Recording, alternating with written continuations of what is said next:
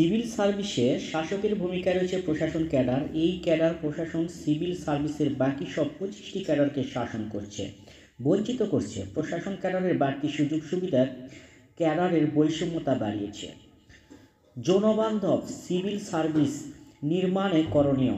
প্রেক্ষিত বাংলাদেশ শীর্ষক আলোচনা সভায় বিভিন্ন ক্যাডারের কর্মকর্তাদের বক্তব্যে এইসব অভিযোগ উঠে এসেছে।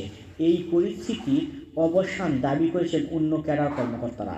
আর শুক্রবার সকালে রাজধানীর খামারবাড়ি কৃষিবিদ ইনস্টিটিউশন বাংলাদেশ কেআইবি ওই আলোচনা সভায় আয়োজন করে ক্যাডার বৈষম্য নিরসন পরিষদ।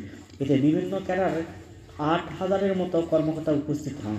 সভায় 15টির বেশি ক্যাডারের 19 জন কর্মকর্তা বক্তব্য দেন। এই আলোচনা সভা থেকে মূলত যেসব দাবি উঠে এসেছে সেগুলো হলো, ক্যাডার যার মন্ত্রণালয় তার হাতে হতে হবে, উপসচিব পদে কোটা পদ্ধতি বাতিলের করার কথা, এইসব ক্যাডারের সমতা নিশ্চিত করতে হবে। আলোচনা সভায় উপসচিব পদ কোটা পদ্ধতি বাতিল করে সব ক্যাডারের কর্মকর্তাদের মধ্য থেকে পরীক্ষার ভিত্তিতে নিয়োগের দাবি করা হয়েছে। আলোচনায় উঠে আসে, উপসচিব পদে নিয়োগের ক্ষেত্রে একটি ক্যাডার প্রশাসনের জন্য 50% কোটা রাখা এবং বাকি 25টি ক্যাডারের জন্য 50% রাখার যে প্রস্তাব প্রশাসন সংস্কার কমিশন করতে যাচ্ছে তা অগ্রহণযোগ্য।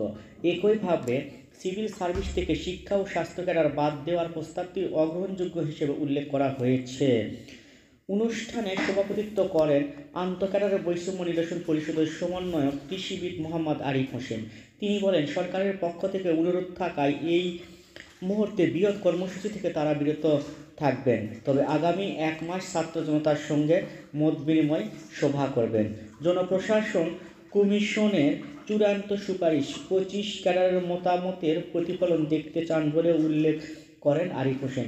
সে পর্যন্ত সবাইকে ধৈর্য ধরার আহ্বান জানিয়ে আরিফ হোসেন বলেন, রাষ্ট্রের দায়িত্বভার হাতে থাকায় সেটির অপব্যবহার করে সামান্য অপরাধের ঢালাওভাবে সাময়িক বরখাস্ত শুরু করা হয়েছে।